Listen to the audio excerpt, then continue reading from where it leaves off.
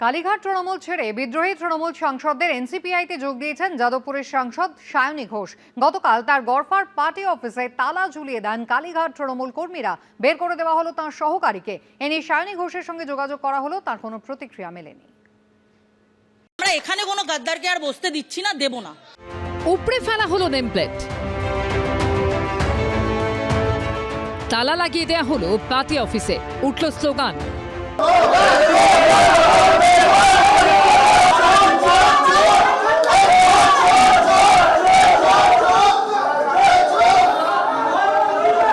আমরা চাবি দেব না, আমরা চাবি মেরে দিয়েছি, কারণ কোনো গাদ্দারের দুলাল দাস ঠাকুর ভবনে জায়গা হবে না। এটা আমাদের অনেক শ্রদ্ধার একটা জায়গা, আর আমাদের নেত্রীর নাম মমতা বন্দ্যোপাধ্যায়। কালীঘাট তৃণমূল ছেড়ে বিদ্রোহী তৃণমূল সাংসদদের সঙ্গে এনসিপিআইতে যোগ দিয়েছেন যাদবপুরের সাংসদ সায়নী ঘোষ। সম্প্রতি প্রধানমন্ত্রী মুখ্যমন্ত্রীর সঙ্গে বৈঠক করেছেন। সোমবার সায়নী ঘোষের গড়ফাত পার্টি অফিসে তালা ঝুলিয়ে দেন কালীঘাট তৃণমূল কর্মীরা। বের করে দেওয়া হয় তার সহকারীকে। ধুন্ধুমার কাণ্ড প্রিন্স আনোয়ার শাহ রোডে তৃণমূল কংগ্রেসের পার্টি অফিসে, 106 নম্বর ওয়ার্ডের এই পার্টি অফিসে বসতেন সায়নী ঘোষ, যাদবপুরের সাংসদ। এবার সেই পার্টি অফিসে যাতে সায়নী ঘোষ বসতে না পারেন তাই তালা মেরে দেওয়া হলো বোর্ড, সেই বোর্ড খুলে ফেলা হলো। গো ব্যাক গদ্দার এই হোর্ডিং ব্যানার টাঙিয়ে দিয়েছেন এবং এই পার্টি অফিসে সায়নী ঘোষকে আর ঢুকতে দেওয়া হবে না। এই অফিস তৃণমূল কংগ্রেসের পার্টি অফিস, এনসিপিআই এর ব্যবহারের জন্য নয়। আমাদের দলের পার্টি অফিসে সেফ এনভায়রনমেন্টটা উনি ব্যবহার করতে পারেন না ওনার জনসংযোগের জন্য। ওনার জনসংযোগ করার দরকার হবে, উনি যাদবপুরে ওনার ক্ষমতা থাকে অন্য জায়গায় কোনো অফিস করে সেখানে করুন, আমাদের অফিসে আর নয়। আমরা মমতা ব্যানার্জির সমর্থক, আমরা মমতা ব্যানার্জির সাথে আছি, মমতা ব্যানার্জির সাথেই থাকবো। উনি যখন মমতা ব্যানার্জির সাথ ছেড়েছেন, ওনার নিজের নৈতিকতা থাকা উচিত যে আমি এই পার্টি অফিসগুলো যাবো না। ওনারা 20 জন বেরিয়ে গেছিল, তখনও বোঝা গেছে যে ওনাদের নৈতিকতার অভাব। এই নিয়ে সায়নী ঘোষের সঙ্গে যোগাযোগ করা হলেও তার প্রতিক্রিয়া মেলেনি। সন্দীপ সরকার ও কৃষ্ণেন্দু অধিকারী রিপোর্ট, এবিপি আনন্দ। আরজিকর হাসপাতালে এদেরকে ভর্তি করা হয়েছে। গতকালই এদের দেখতে গিয়েছিলেন স্বাস্থ্যমন্ত্রী শারদ চট্টোপাধ্যায়। খাওয়া দাওয়ার পরে তারপরে একটু কেউ কেউ মুড়ি চানাচুরও খেয়েছে, মানে মুড়ি পেঁয়াজ খেয়েছে। এটা শুরু হয়েছে সন্ধ্যে 6টায়, 5:30 6টা নাগাদ। বাচ্চাগুলোর সবারই একটু হালকা পেটে ব্যথা আর বমি বমি ভাব আসে, 1-2 জন বমিও করে। তৎপরতার সঙ্গে যিনি তৎপরতার সঙ্গে যিনি হোস্টেলের ওয়ার্ডেন ছিলেন, তিনি সবাইকে খুব ভালো কাজ করেছেন। আমি কাউকে ওই ব্যাপারে মানে তৎপরতার দোষ দিতে পারবো না। প্রত্যেকের একটু হালকা অল্প বিস্তর ডিহাইড্রেশন ছিল, আইভি ফ্লুইড দেওয়া হয়ে গেছে, যা যা ওষুধপত্র ইনজেকশন সব অলরেডি গিভেন। প্রত্যেকটা বাচ্চা within about half an hour, আধ ঘন্টা থেকে 1 ঘন্টার মধ্যে সবাই খুবই ভালো আছে। ইন্ডি জোটের শরিক জেএমএম কংগ্রেস জোটের হাতে থাকা ঝাড়খণ্ডের রাঁচিতে চাকরি দুর্নীতির প্রতিবাদে পড়ুয়াদের বিক্ষোভে পুলিশের লাঠিচার্জ ঘিরে উত্তাল হলো দেশের রাজনীতি।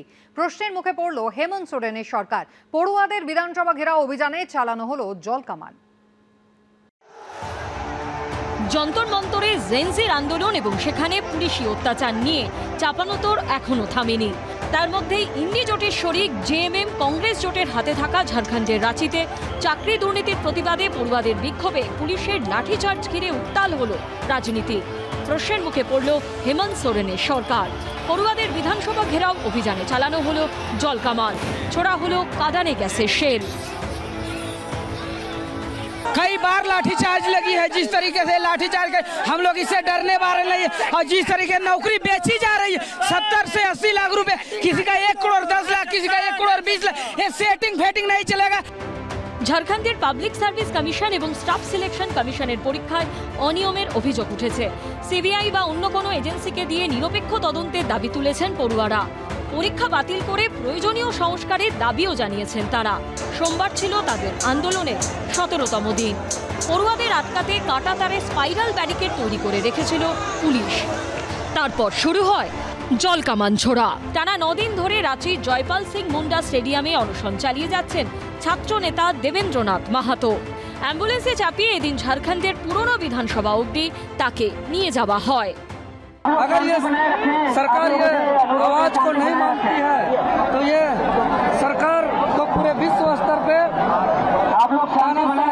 निरंकुश लोकतंत्र की हत्या करने वाली सरकार के रूप में याद रखा जाएगा। ঝাড়খণ্ডে ক্ষমতায় রয়েছে ইন্ডি জোটের শরিক ঝাড়খণ্ড মুক্তি মোর্চা এবং কংগ্রেসের জোট। সেখানকার এই আন্দোলনের পাশে দাঁড়িয়েছে বিজেপি। उस आंदोलन में हमारी सहभागिता है और हम जो है मानसिक तौर पर, शारीरिक तौर पर उनको जो है मदद कर रहे हैं। हम चाहते हैं कि सीबीआई इसकी इंक्वायरी करे। রাহুল গান্ধীও এক্স হ্যান্ডেলে লিখেছেন, ঝাড়খণ্ডে প্রতিবাদী ছাত্রদের উপর বল প্রয়োগ করে ভুল হয়েছে। পড়ুয়াদের শান্তিপূর্ণভাবে আন্দোলনের অধিকার রয়েছে। একমাত্র আলোচনাতেই এর সমাধান সম্ভব। ঝাড়খণ্ড সরকারের উচিত তাদের কথা শুনে বিষয়টা সুরাহা করা। हमारी सरकार ने कोई कठोर कदम नहीं उठाई।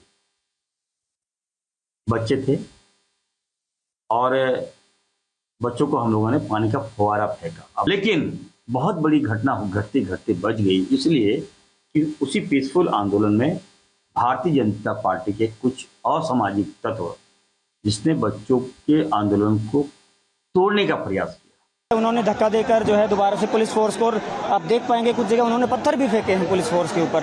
ঝাড়খণ্ড পাবলিক সার্ভিস কমিশনের প্রাক্তন চেয়ারপারসনকে গ্রেপ্তার করা হয়েছে। এবিপি আনন্দ। পূর্ব বর্ধমানের মন্তেশ্বরে বিজেপির গোষ্ঠীদ্বন্দ্বের অভিযোগ উঠল। প্রকাশ্যে এলো স্থানীয় বিজেপি বিধায়কের সঙ্গে যুব মোর্চা নেতার গোষ্ঠীদ্বন্দ্ব। দুপক্ষই একে অপরকে মারধরের অভিযোগ তুলেছে। এদিকে বিজেপি বিধায়কের গাড়ি ঘিরে অশ্রাব্য গালিগালাজ এবং গাড়ির কাঁচ ভাঙার ভিডিও ভাইরাল হয়েছে সমাজ মাধ্যমে। থানায় অভিযোগ দায়ের করেছে দুপক্ষই।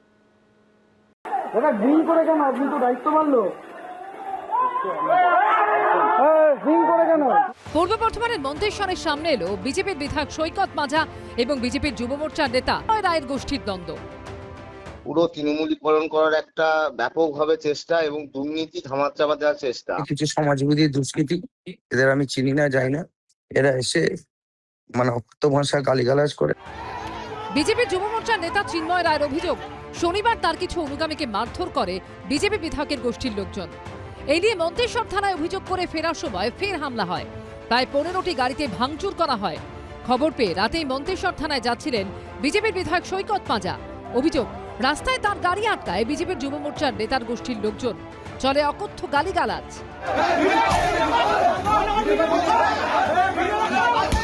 এমনকি বিধায়কের গাড়ির কাঁচও ভেঙে দেওয়া হয়। যদিও যুব মোর্চা নেতার অনুগামীদের অভিযোগ, বিধায়কের উস্কানিতেই মারধর করা হয়েছে। গাড়িতে মত্ত অবস্থায় ছিলেন সৈকত মাজা। এই যে মন্তেশ্বর থানার, ঠিক আছে, এমএলএ সৈকত মাজা এখানে মারপিট লাগিয়ে তিনি এখানে আড়ালে দাঁড়িয়ে আছেন। ওটা ড্রিঙ্ক করে কেন? আপনি তো দায়িত্ব মানলো। ড্রিঙ্ক করে কেন? আপনার থাকা অবস্থায় গাড়িগুলো ভাঙলো কি করে? প্রাক্তন তৃণমূল বিধায়ক বর্তমান বিজেপি বিধায়ক সৈকত মাজা, এদের নেতৃত্বেই ঘটনাটা ঘটেছে। এবং মদ্যপ অবস্থায় হচ্ছে গিয়ে আমাদের ছেলেদেরকে কুকথা বললে আমরা মারধর খাওয়ার পর পাল্টা থানায় প্রতিবাদ করতে যাই, তখন হচ্ছে কি এমএলএ গাড়ি এসে আমাদেরকে আবার ফের হুমকি দেয়। আমাদের 15টা গাড়ি ভাঙচুর হয়েছে এবং আমাদের বিভাগ কার্যকর্তা আরএসএস এর মলয় মণ্ডলের বাড়িও ভাঙচুর হয়েছে। 2016 থেকে 2021 পর্যন্ত তৃণমূলের বিধায়ক ছিলেন সৈকত মাজা। 2021 সালের পরে তিনি বিজেপিতে যোগ দেন। 2021-এর বিধানসভা নির্বাচনে বিজেপির টিকিটে ভোটে দাঁড়ালেও হেরে যান। 2026-এ মন্তেশ্বর থেকে জেতেন সৈকত মাজা। সন্ধ্যেবেলার কিছু কাজকর্তা পুরো আক্রমণ হয়েছিল। আমি কলকাতায় ছিলাম আমার বিশেষ কাজে। তো রাতে ফিরতে ফিরতে অনেকটা দেরি হয়, প্রায় রাত্রি 1টা বেজে আনুমানিক। সেই সময় আমি আমার 1 নম্বর মন্ডল কার্যালয়ে আমার কার্যকর্তাদেরকে ডাকি, তাদের সাথে দেখা করবো, কথা বলবো বলে। তো সেই সময় এই কিছু সমাজবিরোধী দুষ্কৃতী, এদের আমি চিনি না, যাই না, এরা এসে মানে অকথ্য ভাষায় গালিগালাজ করে এবং আমার উপর আক্রমণ করে, গাড়ি ভাঙচুর করে। দুপক্ষই থানায় অভিযোগ দায়ের করেছে। রানা দাসের রিপোর্ট, এবিপি আনন্দ, পূর্ব বর্ধমান। এবিপি আনন্দ, এগিয়ে থাকে, এগিয়ে রাখে।